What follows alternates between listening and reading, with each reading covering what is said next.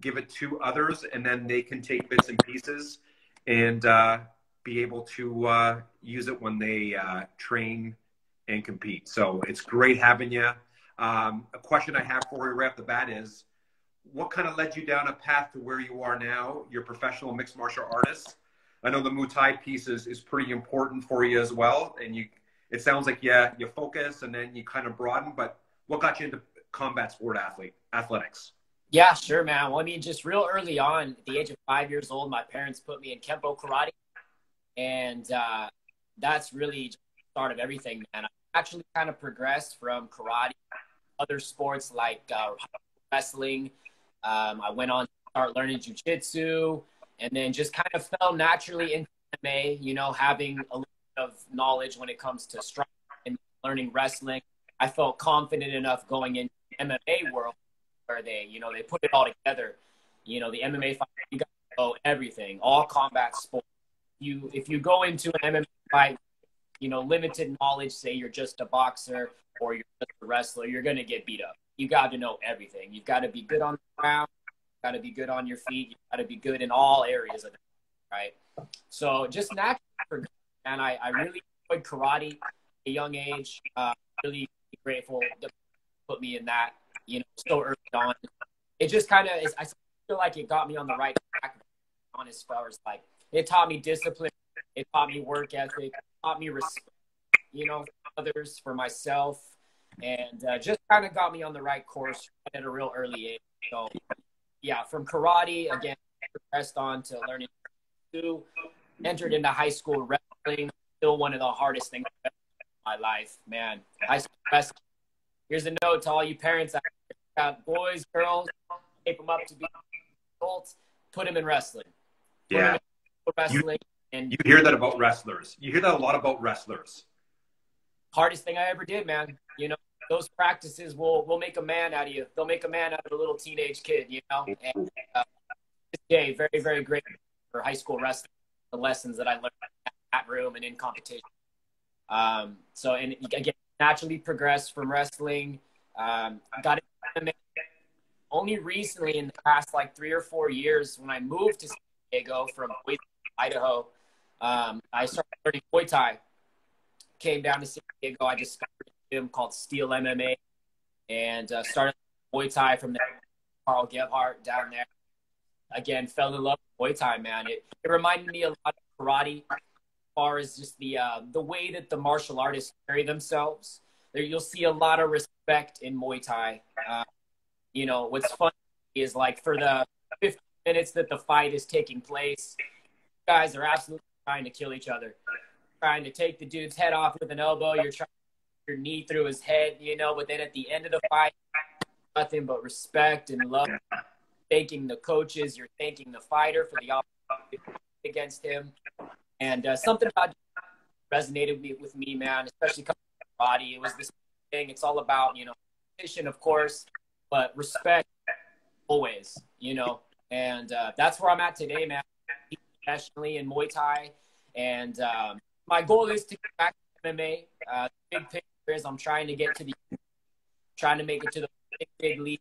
I feel like I can become at that level, so that's the goal. Yeah, well said. I love that, and you can expand it across all those different disciplines of martial arts and wrestling and Taekwondo as well comes to mind. Like it just seems like the respect from the people you train with to your master to the people that you compete against, it feels like as people competing, there's so much respect for each other, but also for the sport itself. Yeah, and, yeah, absolutely. That's a wonderful thing. You just listen to people in the sports, Yes. in combat sports, and you feel a lot from that, from many who compete in martial arts. Sure. Well, I mean, we all know how hard it is. You know, I think that's part of it is I respect absolutely anybody who's willing to step into a ring or a cage, whatever, and fight because I know the type of work that requires at that point. You know, the waking up early, going for runs, training twice a day. You know, you get halfway up, your body, mind is tired. You don't want to go train. Do it anyway. put in the hard work. Anybody who's willing to do all that, I have my respect because I know the difficulty that takes to get to that level. Yeah, So, yeah. very confident.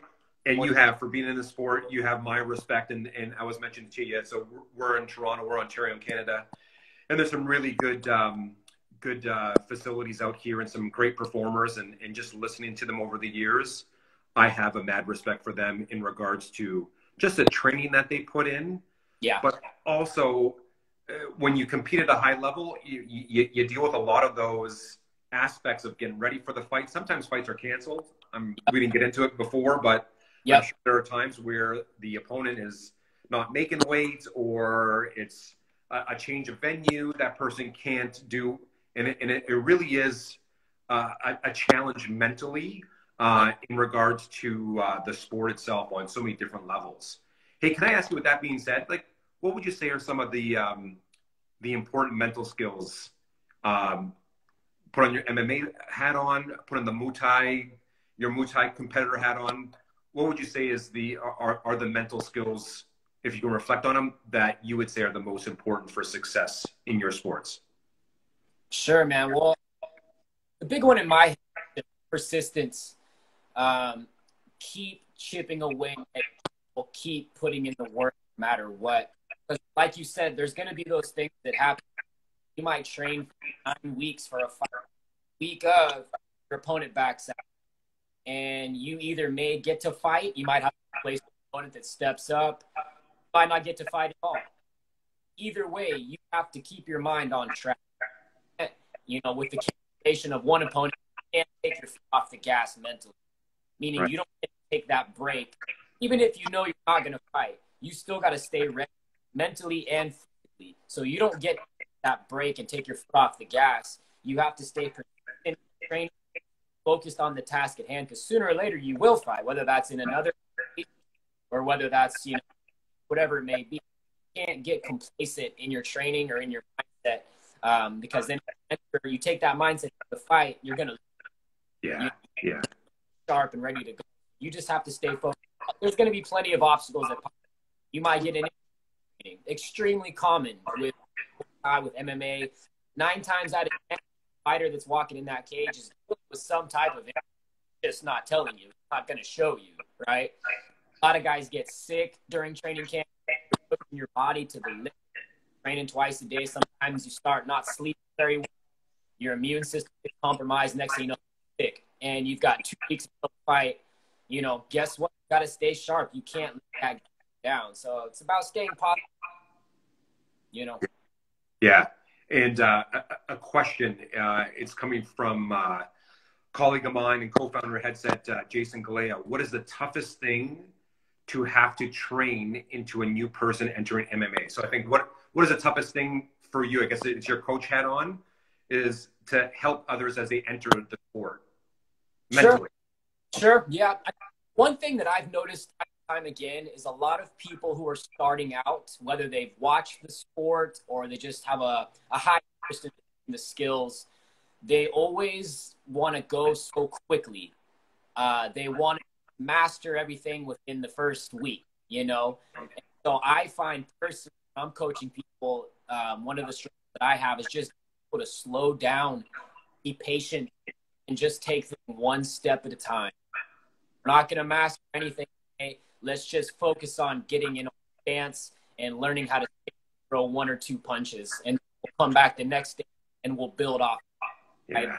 People just want to go, especially guys. They want to start hitting as hard as they can. They want to know tricks. They want to know all this stuff. And it's just like, okay, relax. Like, just learn how to stay on hands for now. Yeah. And, you know, a lot of people don't understand it is a process, journey, and it ends. There's no end point to martial arts. There's never a point where you get to a day where you're like, I know it, I can retire. I know everything. I'm good. Yeah. All right, let's move on to the next thing. No, it never ends. It's a never-ending journey and never ends. So it's about getting people to understand that, slow down into it. Yeah, that's so well said. And just even kind of, as you mentioned, and remembering things that mixed martial artists have said in the past to me. And I'm gonna bring this over to now to like the pro level. So you say like as a coach and for someone new, it's almost like you got to stay in the process, right? You got to go slowly, get feedback. You can't do it all in one shot. Right. What I hear from the professional mixed martial artists, they have a short period to train for a fight. And they also talk like that. Yeah. They need to cram everything into 6 weeks, 8 weeks. Yep. Maybe it's a short notice fight. Right. And I work with athletes to give them the same feedback. Right? So how do you cope? Because I'm sure you're doing the training yourself or you're helping a pro. How do you help that pro athlete, or how do you do it yourself in regards to trying to get as much as you can in getting ready for a fight when you know you won't get everything done? Sure. So there's a lot of factors. The first and foremost thing that I like to make sure that I do, that I encourage that I work with to do, is just to stay ready. Keep your fitness at a certain level so that you don't have to spend the 2 or 3 weeks of our given time to get in shape, right? Show up on day 1 of training camp already a good level of fitness we can build off of that. And I think that's a common mistake that even I made often in my early years of my career. I would get a fight, train for 8 weeks, I would fight, and then you eat him for 2 months until I had another fight. Right. And that was a mistake, and I had to learn the hard way that was a mistake. And you get to a point where you eventually you get tired of having to get back in shape. You get tired of feeling so winded just doing one round on the back that you reach a spot where you go, okay, you know what? I'm going to maintain a certain level of so that I don't have to do a roller coaster of up and unless it's not good for the body. A lot from your body. That's how we get into it, is from going from a place of not doing all of a sudden jumping into it, going 100 miles an hour. Boom, you tear a rotator cuff. Boom, you pull a hamstring. Boom, you tear your meniscus, whatever. So rule number 1 for me, what I try to push to the people that I coach is just stay ready. Stay at a certain level of fitness. That means run at least once a week. That means having a lifting regimen once a week, whatever it may be. Some type of fitness doing to just keep yourself ready to go. So that way when we get noticed for a fight, or when I get noticed for a fight, hey, we need you to fight in 4 weeks, no problem. Would I work? Sure. But I have to now when we get 4 weeks or this 6 weeks, whatever it may be, if you're an MMA fighter, it's very hard to sit there and say, hey, we got to do jiu-jitsu, wrestling on Monday, then we got to work on your striking. Oh, then let's work on ground and pound and cage work. That's too many things. So a lot of times what I'll do is I'll dial it in and I'll focus on just a couple things. You have to, if you have all these topics to focus on, you're going to confuse your fighter. You won't be able to just focus on the task at hand. So a lot of it is based as well. From my own experience, say you're fighting somebody who, say it's a Muay Thai bout and you're somebody who's a very, very good kicker, right? So you're not going to worry about other things. You might spend that 4 weeks working on defending kicks, having an answer when he kicks and everything he's good at, and everything else you're just going to have to trust to adapt in the fight. But going back to rule number 1, stay ready. Stay ready, in shape, and that's something for, especially we have a lot of young athletes who use HeadSet, kind of an emerging athlete. And I always bring up references to mixed martial artists or combat sport athletes. The best ones in the sport say the exact same thing. Yeah. But and they also say, like, you might take a little bit of time off, but you also have to stay ready mentally. Like you always need that. Physically, you need to recover. Mentally, you need to recover. Like going through, it could be 2 months of training and then you fight however it goes. Or if you don't, like, you still have to have that little bit of time, but they recover quicker. It feels like they stay ready, right? They balance not getting burnt out, but they stay ready. And I think that is something for people across sports. Like, even though you got a little bit of time to recover, you got to come back, right? Come back, because you still got to be ready. And I think this is I don't want to flip-flop here, but I think this is really helpful for people for what's going on now, is that things have been shut down for athletes across sports. And now it's just opening up, and you're saying you're just getting back to it. But I still just think there's something about being ready. right? And can you kind of even as athletes come back to play now, like how do people stay ready as they come back to sport? Yes. Well, again, we're gonna see. We're gonna see who stayed ready, right? Uh, Gyms yeah, are opening up, nicely said. and we're gonna see who took this time off seriously and who used it as a time to just slack off and eat and not do anything. So if you didn't stay ready, you already missed your window because now gyms are opening up, so classes are going to be open up. You're going to be that if you didn't do anything during this whole lockdown, you're going to be that person in class day one. You're going to be sucking wind in the first 5 minutes, and those who stay will be able to carry on with business as usual. So when this whole thing first started, even I took it as kind of a vacation for the first 2 weeks. Everything was shut down. No gyms, no business, nowhere to go. Just stay in your house. And we weren't really sure how serious this was. So even I was like, the first 2 weeks, man, it was all donuts, pizza, and ice cream. Yeah. Just chill. I need a vacation ways, And man, after about 2 weeks of that, you just don't feel good. At least I can only speak for myself. I didn't feel good mentally, emotionally. And I realized, okay, this is not an excuse to take 3 months off of our fitness, our routine, of anything we normally do. Life still goes on.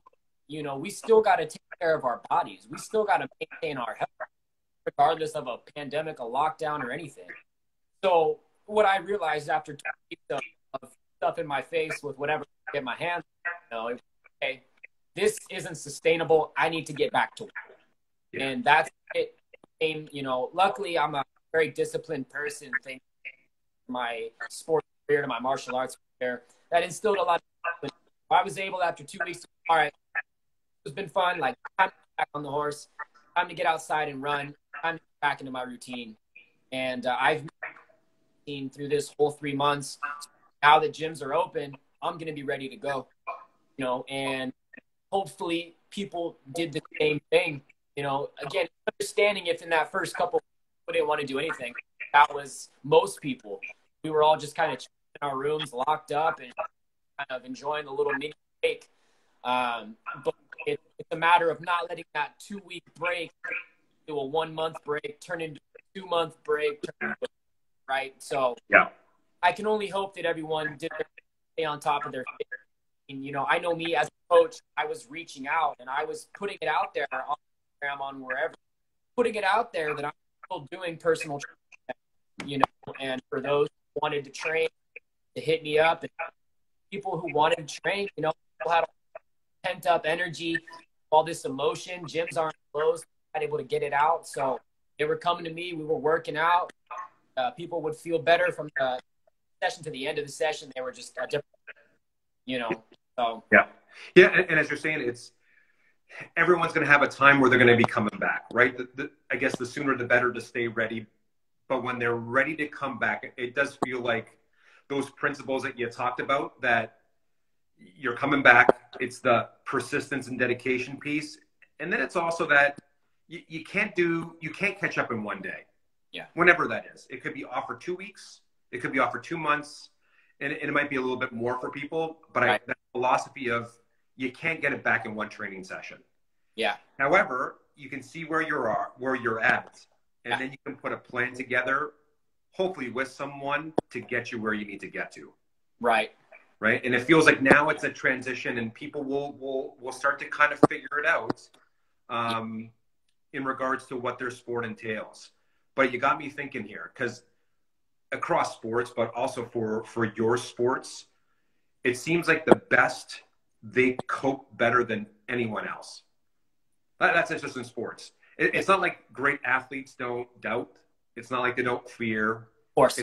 It's not like they haven't done things 100%. They all make mistakes. But to me, the best athletes cope the very best. Yes. So I want to drill down into your sport as a coach, what you see, but also as a high-level athlete. How do athletes in your sport cope better than others? Well, I think if you just look at fighting itself, it forces you to overcome and adapt in the middle of the fight, right? everyone goes into a fight with a game for the most part. You have an idea of what you want to happen, you have an idea of what skill set you want to bring to that fight. And then, middle of round one, you get hit with something you didn't see coming. Your whole world starts spinning. You see stars, whatever game you had in your head is completely gone, right? So now you have to compose yourself. You have to adapt, overcome your certain situation where you just got hurt.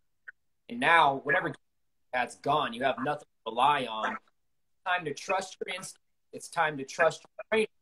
Come up with a plan, probably even a plan later on in the fight, right? So I think fighters are so good at adapting and overcoming things in life because that's what we have to do in a fight anyway, right? You get hurt in a fight, keep pushing through. That's what makes fighters so tough mentally. You don't just get hit and go, oh, okay, that's it. You get hit and you keep pushing. And then eventually what you learn to do is push past those points in your mind that you push past before. Those points where you feel like quitting, you get rocked, maybe rocked. You get sat down on the canvas. You got to pick yourself back up. Refs counting at you, 8 counts. You got to convince yourself that you can keep going. So, again, fighters, in my opinion, are good at overcoming because that's what you have to do anyways. Yeah. That bleeds life. That's a mentality. I'm agreeing with you. Like and that's across sports, but in your sport, trusting yourself genuinely, not that you're grabbing for things out of the air. Like there's got to be genuine trust in what you've done. Yes. And that is, you hear over and over again from high level mixed martial artists that they have to trust. But then when you ask them, what can you trust? That's when they get out their memory. Some take out their phone. Some have a notebook that is like how thick, and they just go, "Here's why. Here's why," and it's genuine because they've done. And it's not like they are not going to get hit, that they're not going to have troubles. Right. But when they do, they always rely on something or multiple things to cope, and it's genuine. Yes. Yeah, it truly is.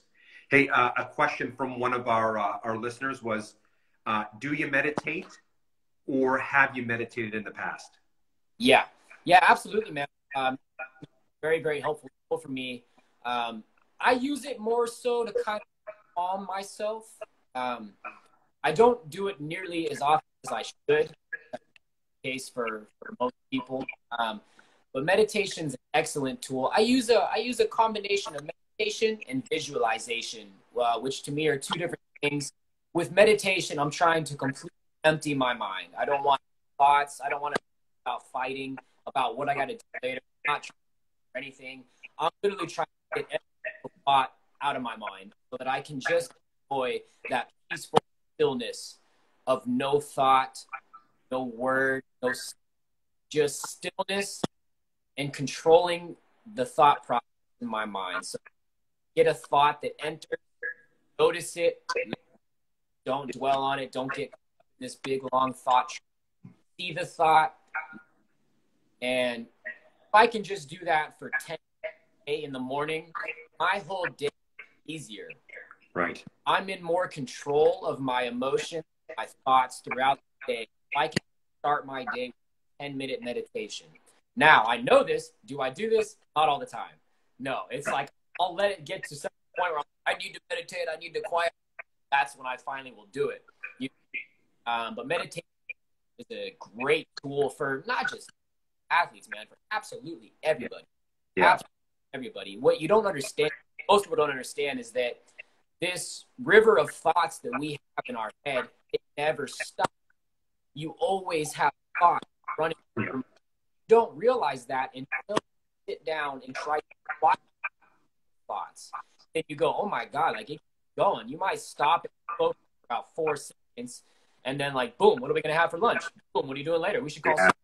Oh my gosh, it never stops. Never stops. But here's the beauty of what you're saying. And one is, it happens to everyone, and it doesn't matter who you put on as your comparison for mental skills. It happens to everyone. Yes. Right. These thoughts are going to pop in. Second thing that not a lot of athletes are spoken to or learn about is, one is you have to acknowledge it. These are thoughts, man. These are thoughts. Like, man, I got a list of stuff to do, right? I'm hungry right now. I'm thinking about her. I'm thinking about him. I'm thinking about like, but you got to acknowledge it, and then you got to accept it and go, yeah, okay, they're there. Yes. Now, how do I work with them? And that's what you did. Like, and even you kind of mentioned, like, yeah, sometimes I let it go, but you have your recipe to say, I've acknowledged they're there. I accept them. Now it's time to do something about them. Yes. Right. And that's, I think, for all athletes. It could be a goalie in hockey, soccer. It could be a lacrosse player. Right. It could be a striker in soccer, or a center in football. But I think that's a great recipe that all athletes, but especially the young ones, as they're learning their craft, I think they got to take what you said in regards to these thoughts and work with them. Right. Yeah. And well said. Really well said. Hey, I was just in our conversation, and there's one person I think is the handle's AJ Smith 91. Oh yes. Like he's giving you mad love, and he's saying like you walk it, right? He's saying you walk it. So you're practicing exactly what you're saying. So that's I just wanted to let you know that he's one of my training partners, one of my brothers over at Steel MMA. Very, very high Muay Thai fighter. That guy's going to be a champion one day.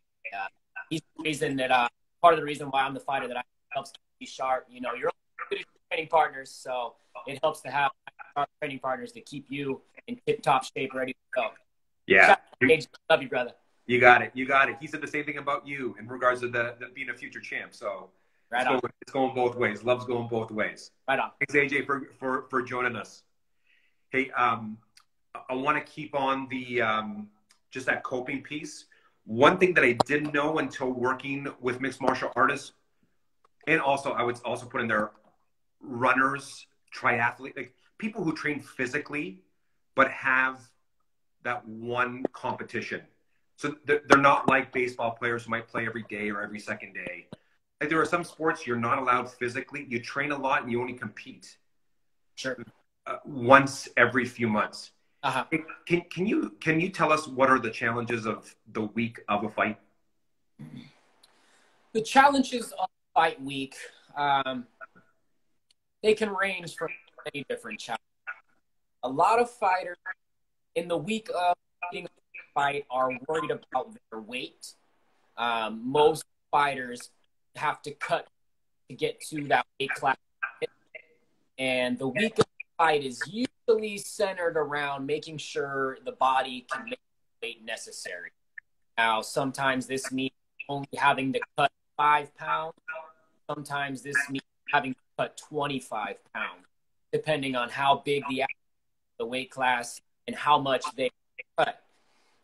So with fight week, the big concern is maintaining the weight, making sure you don't get over a certain number, making sure you feel good as well as you do. So it's kind of about monitoring the diet. Most importantly, though, the week of the fight, what you're trying to do is dial in your mind. At the week of the fight, at that physical part is done. The hard work has been put in. You're not going to really get in too much better shape in the next 5 years. So it's about diet. And this is where the switch begins to flip. You might not be nice all of a sudden. You start to really just kind of, honestly, and you're getting your mind ready for you have to. And you not friendly anymore. Your girlfriend for the week, might tell you, hey, sorry, don't talk to me this week. Like you're getting your mind ready for violence in the sport of Muay Thai. That's what you're doing. So the challenges of fighting are again, maintaining the weight, staying focused for just one more week, not all the junk that you're dying to eat. Stay disciplined for one more week. Stay focused. You're almost there. And it's about getting the mind ready to go to war. Yeah. So, and honestly, man, fight week is probably my favorite experience of the whole thing, of the whole training camp. Just because I really do enjoy that mental switch. I enjoy into that war mindset where I don't care about I'm not thinking about quality right now. I'm thinking one thing, and that's fight going to be trying to hurt me, right? So Right. into that mindset is very enjoyable, and man, it's a I love hearing that, right? And when you listen to someone or you see them kind of preparing, it's nice to hear them say that they appreciate that part, because a lot of guys and women too, as they prepare for whatever that performance is, they don't. They'd rather, like, if you're a runner, they like train all the way to the very end. yeah, Right? They like to be physically active, because then you have stuff that you can say, like, my body's responding, my body, like, but that is counterproductive because you're just gassing yourself physically. So right, when you dial it back, you almost have to get into that sort of a perspective of the training's done.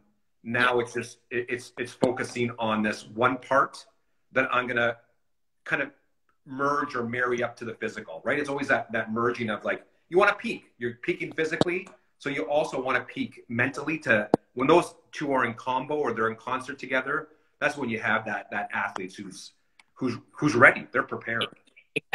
exactly. Yeah. Hey, let's extend it. I love this. Let's extend it. We're getting closer to the fight day or the fight night.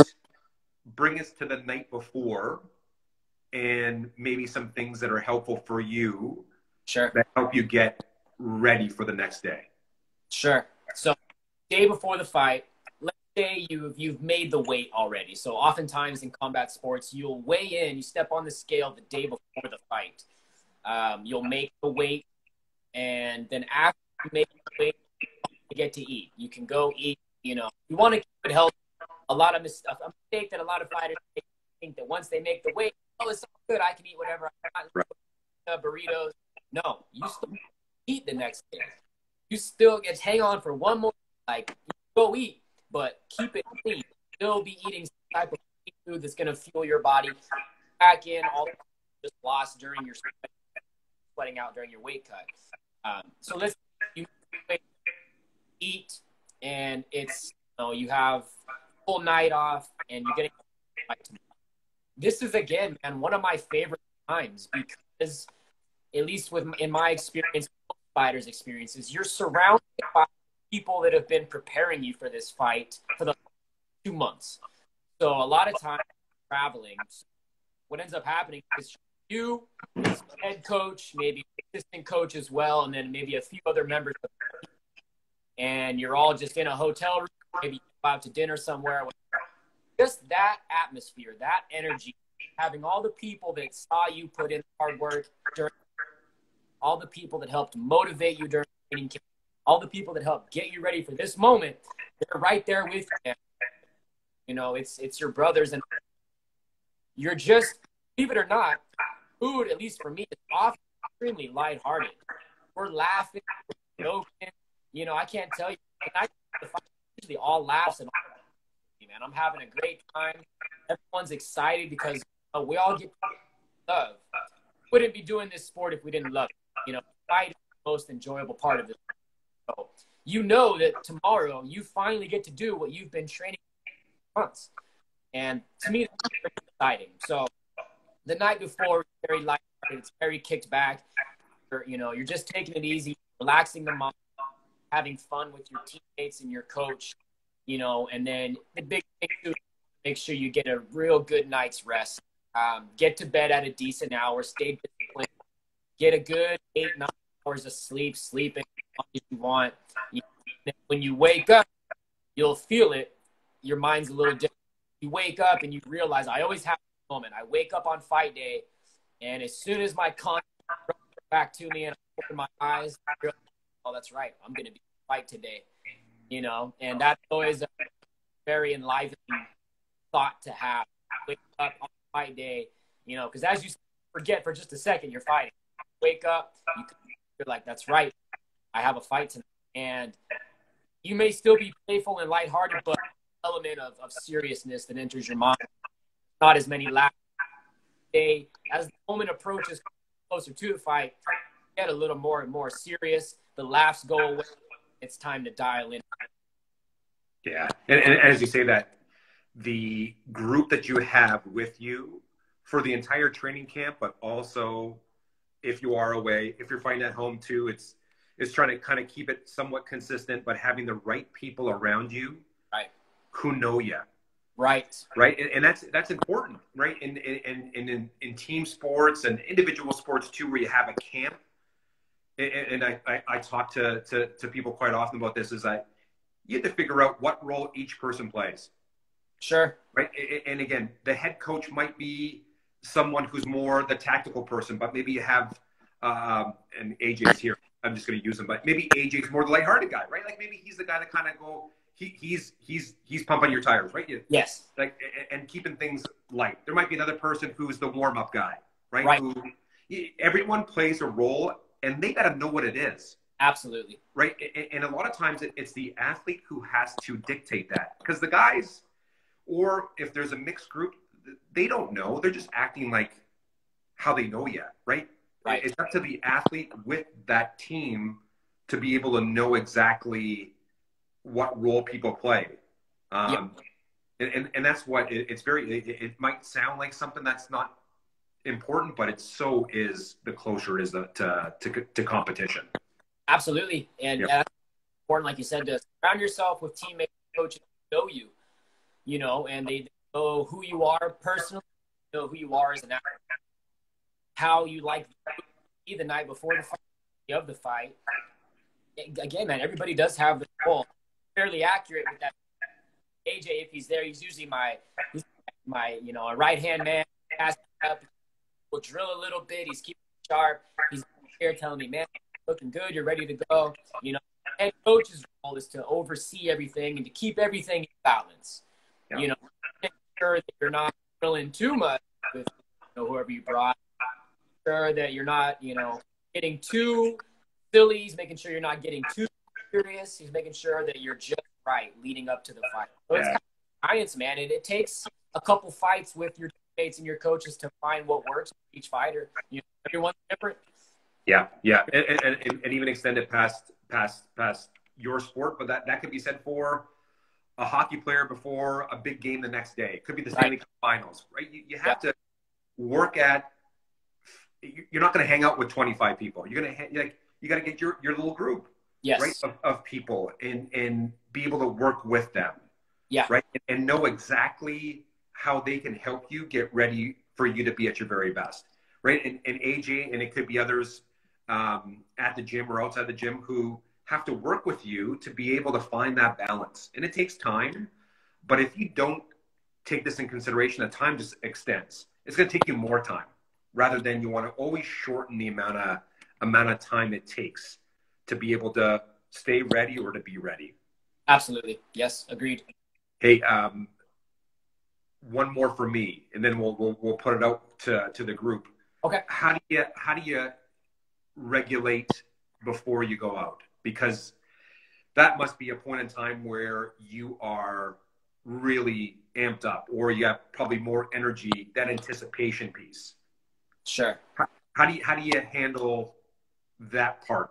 Almost kind of give us the right before, whatever that is for you. You're talking about like right before the fight, getting ready to walk out? Yeah, like even like wherever you want to start us, but it is. You're getting closer to competing. Sure.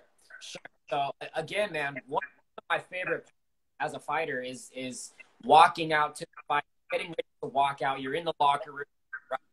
And there's a whole series of events that take place when you show up to the fight. Usually it starts with a fight, and they get all the fighters in one room, refs and the officials going over, you know, rules and how they expect the evening to go and how to play out. Then you enter into your locker rooms. They split the group up. Team A goes to this locker room. Team B goes to this locker room. And I'll be honest, man, this is the nerves start to in. Usually during that fighter meeting, you can feel your stomach lifted up just because you know it's going down, you know? Yeah. Then the next thing that happens is you'll sit down and your coach will start wrapping your hands. Now, at least for me, this is when I flip the switch. Once you got that white tape and that white gauze wrapped around your knuckles, you know it's going down. You know there's no backing out now. My hands are wrapped and it's going to go. So, but for me, when my hands are getting wrapped, I got my headphones on, certain playlist that I made, and I'm really getting the final touches of my mindset done. By the time I'm wrapped up, I'm ready to fight. I really am, you know, and it's just a process of slowly warming your body up. And again, this comes from your coach knowing how you like to warm up. I personally like a very long warm up, 45 minutes to get my lungs opened up, to get my first look in, and to really get me feeling I'm ready to go. And then once you're warmed up, you know, you just put you on deck. There'll be a fight on, and they'll come to you and be like, "All right, Brandon, after you're up next," or go, and you're like, "Yep, that's." It gets exciting. And Yeah. No. one thing that I do, I recommend to any athlete. Honestly, this has been a trick that I use that has really helped me with my confidence right before it's game time. Is I have verbal affirmations to myself, and you can make these whatever you want to be, whatever works for you. But just for an example, one thing that I say to myself over and over and over again is, "I am a champion." And I will say this to myself out loud over and over and over again, minutes before I walk out. I'll have my gloves on, being ready to walk out to the audience, and I'm saying to myself, "I am a champion. I am a champion. I am a champion." And I kid you not, as I'm saying this, I can feel the confidence in myself rise. Like my mind starts to believe what I am saying. So I will just, whatever affirmations I feel like I say, I will say over and over and over again. I am a champion. I am the best. I'm not going to get touched in this fight. I am a champion. Enjoy this guy. I'm the best in the world. Whatever you got to say. But what happens is your body has a physical reaction to what you're saying. So when I'm saying this, I build my confidence up to a level. By the time I walk out, I feel unstoppable. And that's my personal routine. But I recommend those affirmations to any athlete, any sport. Before you walk out, say it out loud. What happens when you say it, your own mind hears you say it over and over and over again. You feel it, and you walk out confident. Yep. And even to just add a couple pieces. One is images, whatever images they are. If they're verbal, like you're bringing it out. If they're visual, have them somewhere. The imagery piece, visualization, bring it out. If you have a good corner too, they know what the verbal affirmations are, right? Yeah. Like you got to practice this stuff, right? You have to. It just can't be like, all right, we're just going to pull it out of the sky right now. No, like it's so deliberate. Yes. Like your corner needs to know, the coach needs to know, like, here are his affirmations, those touchstones, those touch points that you got to give it at the right time. It's a timing. Like, so when you're getting ready, like you are at the right level for you to perform. Correct. Right. And that's what you're saying, right? Like you almost kind of mentioned it. You raise up your arms a little bit and your hands like building until I'm feeling it. Yes. And I'm making the decision that I'm ready to go. It has to be genuine. Absolutely. Yeah. I love that. I love that. So, a question for you that was before, was about asking me about injuries and coping with them. And is there any kind of things that you can kind of give? But that was the question, right? Have you experienced injuries, and then how have you dealt with those injuries? Sure. Yeah. Pretty lucky. In my career, I deal with a lot of injuries, at least major injuries. But also, I attribute that to the last at least year of my life. I've really taken a focus to prehab, making sure my body is primed before practice, and then recovering adequately after practice. So I attribute not having a lot of injuries to exactly that, care of my body, just as much into recovery as I do into training itself. So man, I'm foam rolling, I'm stretching, I'll ice baths, I'll go to float tanks, I get massages done. I know how frustrating injuries can be, and I'm going to do everything in my power to prevent an injury. Same with my clients. I put injury prevention first and foremost on top of my list. All my clients do is warm up, light stretch, and make sure the body's open, freely able to move before we start getting after it. And then always cool down with a stretch. Yeah. So I'm very big on prevention with prehab, first of all. But case scenario, you do get, as an athlete, it's debilitating. It's so frustrating because you're ready to go. You don't want to stop training. You don't want to fall behind the pack, have to take time off to. So injury becomes a mental hurdle, and it becomes one of those things that you have to stay resilient and stay focused, not let yourself have a pity party, broke your arm or you tore your knee or whatever it may be. It means finding a way to still work around whatever injury you make. So you hurt your knee, okay, what upper move can I do to continue strengthening my upper body as I continue to rehab and work on my injury? If you don't do anything, meaning if you just stop out, you take time off, then you're going to fall behind even more. You're going to have a lot more problems mentally, physically. So the key in my opinion with injuries is staying focused, because again, it's very disheartening when, say, you're in the middle of a training camp. You might have 2 weeks until time, and you hit a pad wrong and broken hand. I've been in that exact scenario. Matter of fact, I'll tell you a quick little story. One of the most recent injuries I had about a couple years ago, in the last round, even better, in the last minute of the last round of my last sparring session for camp.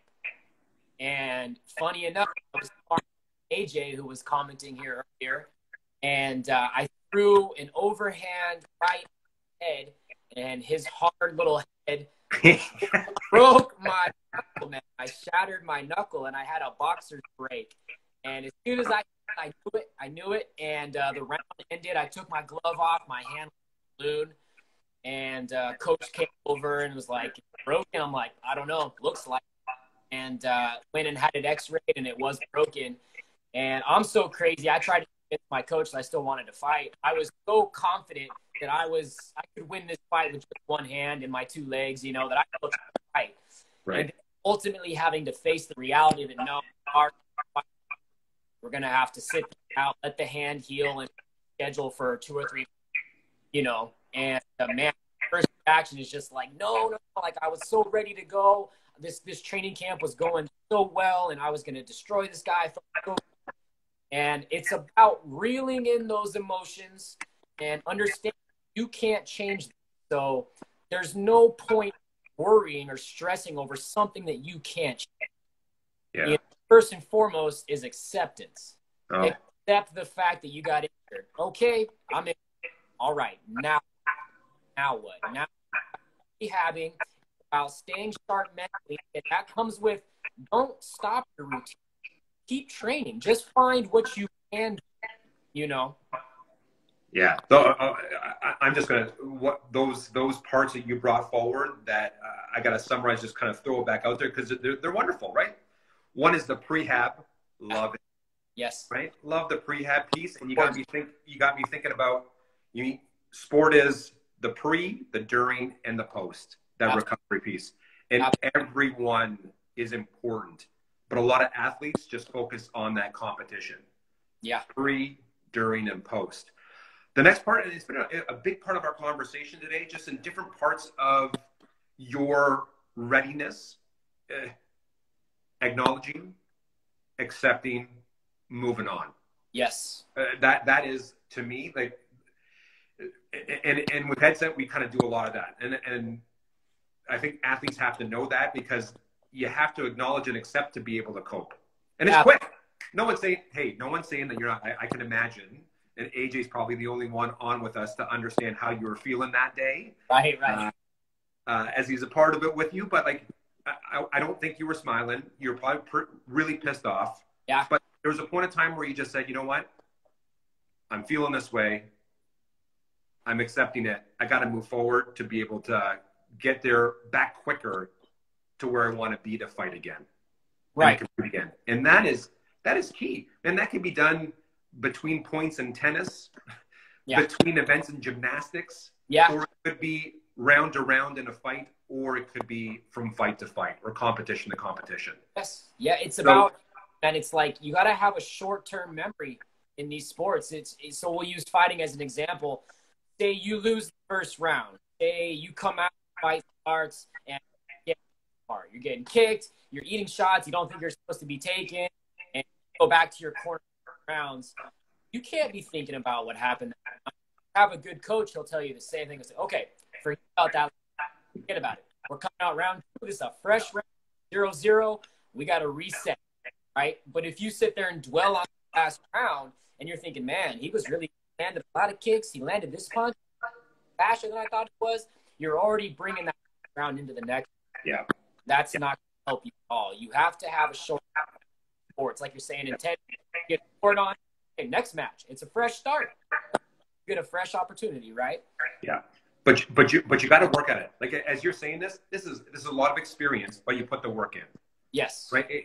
You just can't turn it on. It's not a light switch. You just can't do it in real time, especially with the competition level that you compete in, and then other people strive to compete in. Like, you're competing against the best, and you can't turn it off or turn it on. Like, it's got to be done before time to be able to use it in real time.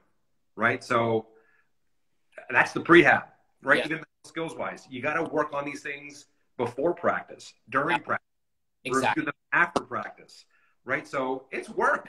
This mental and physical part is friggin' work, right? And hard work. It's hard work, right? Yeah. And especially, I always think about the young athletes and during sessions with them, group or individual, I wish you can come through the door at times, knock on the door and go, hey, let me give you what I'm doing, right? And just give nuggets, right? Little pieces, and go, this is what you need to do. I'm not perfect, right? I win, I lose, but I compete and I'm ready. Yes. And this is what I do, right? And it's beautiful now that we have podcasts and Instagram Live, and you and I don't have to be in the same city to do this stuff, to give information. This is friggin' awesome that we can go on our phones and have a conversation. Yeah. Hey, other people are listening to us, right? We had a conversation like this yesterday or a couple of days ago, right? Like, now people get to now listen to you in real time, and I love this, that we're able to do it. So yeah, like, thank you for this. But before we go, I'm gonna throw it back out to the group. I don't know if there's any more questions that you have for us. Yeah, we got to put the at Steel MMA SD. We got to put the show to Steel MMA. We got to put to SD Southpaw's your handle, which I love. Yes, sir. AJ Smith, I now know. Yeah. 91. We got to remember that one as well. Yeah. And maybe we have to get AJ on one of these in the future too. So another great athlete. Yeah. Buddy, I appreciate it. I think you and I have to do this again. Oh, for sure, man. Of course. Please. This has been fun. This has been a lot. This has been a lot of fun, my friend. I love what you do, man. I think it's so important to take a look at the mental aspect of sports. In my opinion, most sports are 90% mental, 10% physical. You know, obviously you have to have your body prepared physically to be able to do whatever the sport requires. But in my opinion, you have an able, top peak conditioned body, but the mind is not there, will fail. It's way more important to take care of the mindset and to understand the tools that we can use to help us cultivate a mindset. So buddy, well said. And as we kind of leave with that is, I know people at your level, how much time they put into it, right? It's hours per week, and you're putting it into physically, and then again, it could be 90, it could be less than 90, but the mental part, it's important. Yes. Right? If we say it's 50-50, very few people do the work, even at a pro level. Yeah. Right? And you're working 20 plus hours per week for some sports at your craft, physically, technically, and you're doing no mental skills training. Yeah. And that's the norm. That's not unique. Yeah. That's across sports. Sure. You hear the same thing. So this is what, and some of the colleagues are on from HeadSet Sports. That's what we're trying to do. Like, just bring it together. We're not saying it's the only thing. It's just one part of the puzzle to be able to, when it's aligned together and they're in concert with each other, that's when someone's at their best. Absolutely. Totally agree. Totally agree. So, like, I appreciate it because people have to listen and understand what others are doing and then make it their own. But it is about, it's preparation through and through. Yeah, 100%. 100%. Awesome, my friend. I think we're done with the questions. Man, it's been a lot of fun. We'll do it again.